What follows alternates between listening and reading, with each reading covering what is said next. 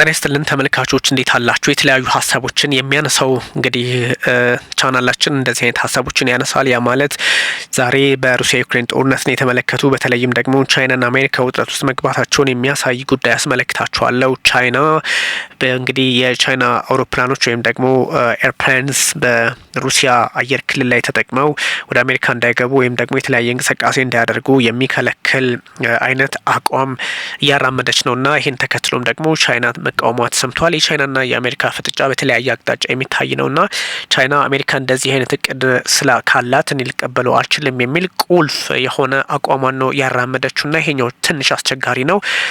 ያ ማለት እንግዲህ የቻይና ኩባንያዎች በሀገሪቱ ላይ በረው ወደ አሜሪካም እንዲሄዱም አይፈለግም፣ ደግሞ ወደ ሩሲያም በአሜሪካ በኩል አድርገው ወደ ሩሲያም እንዲገቡ አይፈለግም ማለት ነውና የኛው ትንሽ ጠንከር ያለ የዋሽንግተን በቤጂንግ ላይ የወሰደችው አቋም ያ ማለት ሞስኮውን ጫና ውስጥ ለማስገባት የተደረገ ሆኖ ተመዝግቧል። ቻይና ብዙ ጊዜ እንደዚህ አይነት ሀሳቦችን በመቃወም ትታወቃለች። የቻይና አየር መንገዶች ወይም ደግሞ አውሮፕላኖች የሩሲያን አየር ክልል ተጠቅመው ወደ ሌላ አቅጣጫ ወይም ደግሞ ወደ አሜሪካም ሆነ ወደ ሆነ ቦታ መሄድ አይችሉም። ስለዚህ የቻይናን የሩሲያን አየር ክልል እንዳይጠቀሙ መከልከል ነው። ይሄኛው የአሜሪካን ቢዝነስ ይጎዳል የሚል ሀሳብም ያለው ነው እነ ፕሬዚዳንት ዶናልድ ትራምፕ ይፋ እያደረጉ የሚገኙትና ይሄኛው በእርግጥም እውን የሚሆን ከሆነ የሁለቱን ሀገራት ግንኙነት የሚጎዳ ከዚህ ቀደም በንግድ ወይም ደግሞ በታሪፍ አማካኝነት ጫና ውስጥ የገቡትን አሜሪካና ቻይናን ሌላ አይነት ውጥረት ውስጥ የሚያስገባ ሊሆን እንደሚችል ተነግሯል። እንግዲህ ትራምፕ እቅድ አስቀምጠዋል። የቻይና አየር መንገዶች ወይም ደግሞ አውሮፕላኖች በሩሲያ ላይ በረው እንግዲህ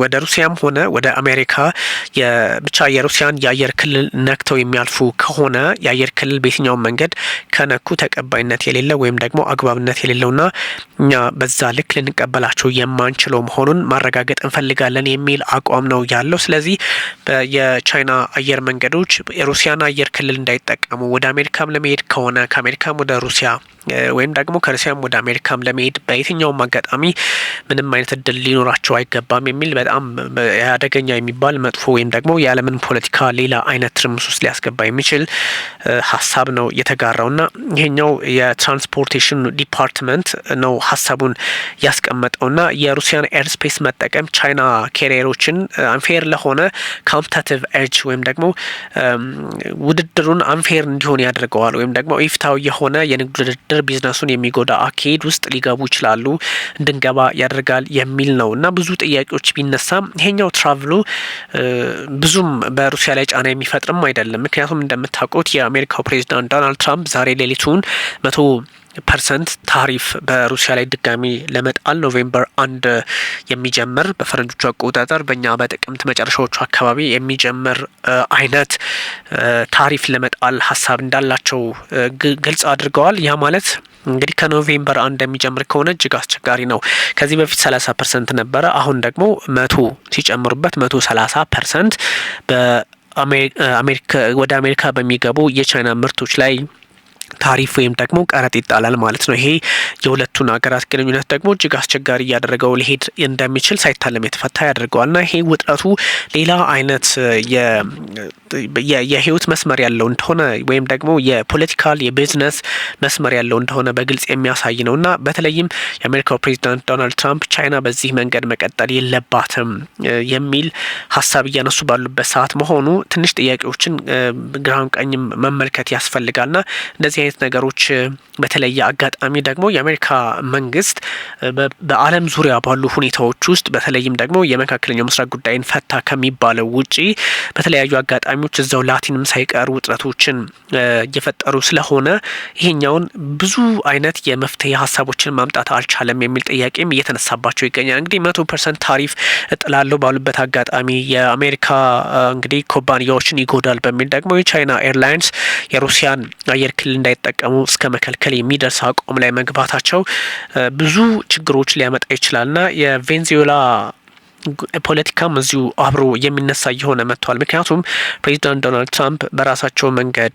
የሚሄዱባቸው ርቀቶች ከዚህ በፊት የነበሩትን አካሄዳቸውን ለማየት በጣም በብዙ ሰዎች ጫና እየፈጠሩባቸው ይገኛል እና ሩሲያና ቻይና በተለይ አንድ ከባድ የሆነ ሀሳብ በሰጡበት ሰዓት ላይ ነው ይሄን አየር ክልል እንዳትጠቀም የሚል ትንሽ የሆነ የሚያሳስብ የሚመስል ግን ደግሞ እነ አሜሪካው ፕሬዚዳንት ዶናልድ ትራምፕ በቀላሉ መፍትሄ ያመጡበታል ተብሎ የሚታሰብም ነው። እንግዲህ ሩሲያና ቻይና አሁን በአንድ ጥምረት ውስጥ እንዳሉ መቼስ መገመት አያቅትም። ምክንያቱም እነዚህ ጥምረታቸው ሲባል በግልጽ ቻይናን የነካ ሩሲያን የነካ ቻይና እንደመታ ይቆጠራል የሚል በጣም ግልጽ የሆነ አቋም ባይኖራቸውም ግን የሁለቱ አገራት ግንኙነታቸው በጣም እንደምታውቁት የጠነከረ የበረታ ምንም ኖ ሊሚት የሚባል ሪሌሽንሽፕ እንዲኖራቸው አድርገውታል ፕሬዚዳንት ሺጂንፒንግ እና ፕሬዚዳንት ቭላድሚር ፑቲን እና ይሄኛው አንድ ላይ ሲጨመቅ ነው የፖለቲካ መልኩን መልካም ወይም ደግሞ ሊለውጠው አይችልም የሚል ሀሳብ የተሰጠ የሚገኘው እና ይሄ ባለበት ሰዓት ደግሞ አየር ክልሏ እንዳትጠቀሚ ቻይና ማለት እንዴት ነው?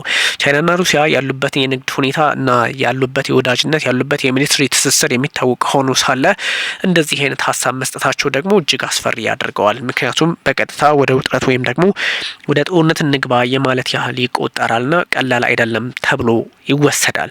እንግዲህ ሩሲያና ቻይና አሁን በሌላ አንድ የዩኤስ ሚሊትሪ ፕሬዘንሱ በካሪቢያን አካባቢ ጥያቄ እያስነሱ ይገኛል። ስለዚህ ከአየር ክልሉን ባሻገር ከተለያዩ ውጥረቶችን ባሻገር በካሪቢያን አካባቢ ያ ማለት በቬንዙዌላ የቅርብ ርቀት ላይ የባህር ዳርቻዎች አካባቢ ላይ ጦሯን እያጠናከረች መጥታለች አሜሪካ። ይሄ ትርጉሙ ከባድ ሆኗል። ያ ማለት ይሄ ትሬት ሪጂናል ፒስን ስታቢሊቲን ጫና ውስጥ ሊያስገባ ይችላል በሚል ሞስኮና ቤጂንግ ደግሞ ዋሽንግተንን ከሰዋል።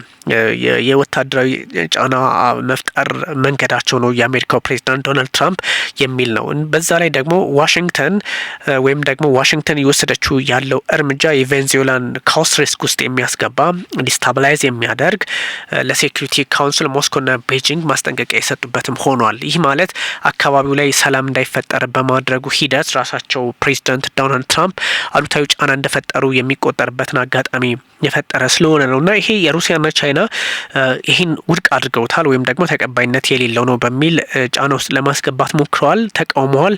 በደቡባዊ ካሪቢያን አካባቢ ዋሽንግተን ጦሯን እያጠናከረች ነው፣ ፔንታገን ጦሩን እያጠናከረ ነው ወይም ደግሞ የጦር ሚኒስቴሩ እንግዲህ ትራምፕ ወደ ዲፓርትመንት ኦፍ ዋር ዲኦደብሊው ቀይሮታል ዲኦዲን እና ይሄ ከመከላከል ወደ ማጥቃት አይነት ወደ ጦር አይነት የወሰደው ስለሆነ ይሄኛው ሁሉ እንቅስቃሴ ደግሞ ወደ ቬንዙዌላ ነገሮች እያማተሩ በመሆኑ ጥያቄ ሊያስነሳ ይችላል የሚል ሀሳብ ተነስቷል። የሩሲያ ፌዴሬሽን የቻይና ሕዝብ ሪፐብሊክ በጸጥታው ምክር ቤት በ15ቱ ማለት ነው አርብ በጣም በከፍተኛ ሁኔታ ተቃውሞታል። ጸባጫሪነት ነው በሚል ሀሳብ ሰጥቷል። ፕሬዚዳንት ዶናልድ ትራምፕ ደግሞ ከዚህ በምታውቁት እጽ ምክንያት ልክ አይደለም፣ ስለዚህ የቬንዙዌላ መንግስት በተለይም የኒኮላስ ማዱሮ መንግስት በዚህ ጉዳይ ላይ ስፖንሰር እያደረገ ነው የሚል ጥያቄም ስላላቸው በዛ ልክ ነው ጉዳዩ ጫና ውስጥ ሊገባ የቻለውና የዩኤን የመንግስታቱ ድርጅት የጸጥታው ምክር ቤት የሩሲያ ኢንቮይ ማለት ተወካይ ብዙ ጥያቄ አንስተዋልና የቬንዙዌላ ሶቨሬንቲ ወይም ደግሞ የቬንዙዌላ የዳር ድንበሯ ወይም ሉዓላዊነት በብዙ መንገድ ጫና ውስጥ መግባቱን አስቀምጠዋል። ለተለያዩ ወራት በተለይም ደግሞ ፕሬዚዳንት ዶናልድ ትራምፕ ከመጡ በኋላ ለተለያዩ ላልታሰቡ ፕሬሸሮች፣ ጫናዎች፣ ስጋቶች የሚሊትሪ ኢንቫይሽን ነው የሚሉት ወይም ደግሞ ወደ ወታደራዊ ጥቃት የተጋለጠ እየሆነ መጥቷልና እጅግ አስቸጋሪ ነው የሚል ሀሳብ ነው የሰጡት። ሁኔታዎች አሁን ሞር አኪዩት በጣም ግልጽ በሆነ መንገድ ውጥረቶች የተባባሱ የሚቀጥሉበትን እድል የፈጠረ ነው የሚል ሀሳብ አለና በጣም ሚሊትሪ ኮንቲንጀንቶች በዛ አካባቢ የሰፈሩት ከ4000 በላይ ናቸውና ይሄ ደግሞ በጣም በዘመናዊ ጦር መሳሪያ የታጠቀ F-35 ተዋጊ ጀቶች ሳይቀሩ የሚያንዣብቡበት በመሆኑ በቀላሉ የሚታይ አይደለምና what is the preparation for an invasion እንግዲህ ያ ማለት የኔቤንዚያ ወይም ደግሞ የመንግስታቱ ድርጅት የጸጥታው ምክር ቤት የሩሲያ ተወካይ በመንግስታቱ ድርጅት የጸጥታው ምክር ቤት የኤንኤስሲ ማለት ነው። ኔቤንዚያ ያሉት ምንድነው ይሄኛው ምንድነው የሚል ሀሳብ ነው የሰጡት። ይሄኛው ሀሳብ ኦፍ ኮርስ ብዙ ጥያቄዎችን ያስነሳል። ሩሲያ እንደዚህ አይነት ሀሳቦችን ስታነሳ በቀላሉም የሚታይ ስላልሆነ የአሜሪካ ፖለቲካ እንደዚህ ጫና እየተፈጠረ ይገኛል። ያ ማለት እኛ ዩክሬንን ሩሲያ ጥቃት ልሰነዝርባት ስታደርገው የነበረው አይነት እንቅስቃሴ እየተደረገ ነው የሚል ትርጓሜ ያለው ሆኗል። የቻይና ፉሮንግ ይባላሉ። የቻይና የመንግስታቱ ድርጅት የጸጥታው ምክር ቤት ወይም ደግሞ የዩኤን ተወካይ ብዙ ጥያቄዎች እንዳላቸው እነሱም ሀሳብ አንስተዋል። ዩኒላተራል የሆነ ኤክሰሲቭ የሆነ ኢንፎርስመንት ኦፕሬሽን አጌንስት አዘር ካንትሪስ መርከቦቻቸው ላይ ጫና መፍጠር ትክክል አይደለም፣ ቤዚክ ሂውማን ራይትስ ጫና ውስጥ የሚያስገባ ነው የሚል ደግሞ ሌላ አይነት ጥያቄ አንስተዋልና እነዚህ ሁሉ ሂደቶች ምንድን ናቸው ወይም ደግሞ ትርጓሜያቸው ወዴት ሊወስድ ይችላል የሚል እንደዚሁ ብዙ ጥያቄዎች የተነሱ አለና ይሄኛው ጉዳይ በቀላሉ የሚታይ እንዳልሆነ በጣም በስፋት እየተነሳ የሚገኝ ሆኗል እና ይሄ የአሜሪካ ፖለቲከኞች ብቻ የቤት ስራቸው ሆኖ ሊቀጥል የማይችል እንደሆነ ያስቀምጣል። ምክንያቱም ቬንዙዌላ ላይ መፈንቅለ መንግስት ማድረግ አሜሪካ አላማው እንዳላት በግልጽ እየተቀመጠ ይገኛል። ያው ግን ኒኮላስ ማዱሮ አካሄዳቸውን በእርግጥ አምባገነን እንደሆኑ ይታወቃል። በእርግጥ ይሄ ደግሞ አምባገነን ናቸው ሲባሉ ዌስተርን የሰጣቸው ስም ብቻም ሊሆን ይችላል። ግን ብዙ ጉዳዮች ደግሞ ታሳቢ መደረግ አለባቸው ወይም ደግሞ ጥያቄ የሚነሳባቸው ቢሆንም የአሜሪካው ፕሬዚዳንት ኒኮላስ ማዱሮ ደግሞ በዚህ ሂደት ውስጥ የተለያዩ በቃ ቁርጥ ያሉ ሀሳቦችን ታሾልዶችን አጠናቆ ያስቀመጠ ጉዳይንም እንደዚሁ በግልጽ ይፋዊ ማድረግም አለባቸው ተብሎ ይታሰባልና ይሄ መፍትሄ አልባ የሆነ ውጥረት ሊያመጣ ይችላል በሚልም ደግሞ እንደዚሁ አይነት ብዙ ጥያቄዎች እየተነሱ ነውና ይሄኛውን ነው ለመፍትሄ መስራት አለብን የሚል በጣም ቁርጠኛ የሆነ አካሄድ ያስፈልጋል በሚል ብዙ ሰዎች ሀሳባቸውን እያንሸራሸሩ የሚገኙትና ይሄኛውን ለመፍትሄ ብቻ ሳይሆን ራሳቸው ፕሬዚዳንት ዶናልድ ትራምፕ ደግሞ የሚሄዱባቸውን መንገዶች ማስተካከል እንዳለባቸውም እየተነገረ ነውና ይሄ ብዙ እናመሰግናለን ወይም ደግሞ የ1 ሚሊዮን ውጤት ላይ የተመዘገበ ሆኖ አይደለም እና ይሄ ውጥረቶች በተለያየ አቅጣጫ የሚታዩ አንዱ በሌላ አንዱ ፈተና ውስጥ ሲገባ በሌላ ጫና ውስጥ ሲገባ ፖለቲካዊ መፍትሄ ማምጣትና ለማምጣት ላይ ትኩረት አድርጎ የሚቀጥል እንደሆነ ይነገራልና ይሄኛውን ለምንድን ነው በምን ካልኩሌሽን ነው መፍትሄ ማምጣት የሚቻለው የሚለውንም ማሳየት ያስፈልጋልና ይሄ ሁሉ ወደ አንድ አቅጣጫ የሚወስድ ሆኗል። የአሜሪካው ፕሬዚዳንት ዶናልድ ትራምፕ በመካከለኛው ምስራቅ ፖለቲካ ላይ መልካም የሚባሉ ጉዳዮችን አመጡ ተብሎ ስማቸው ከፍ ብሎ በሚነሳበት አጋጣሚ አሁን ደግሞ ሌላ አይነት በዚህ በኮሪያና በተለያዩ አካባቢዎች ላይ ደግሞ ሌላ አይነት ጫና በቬንዙዌላም ላይ እየመጣ ይገኛል።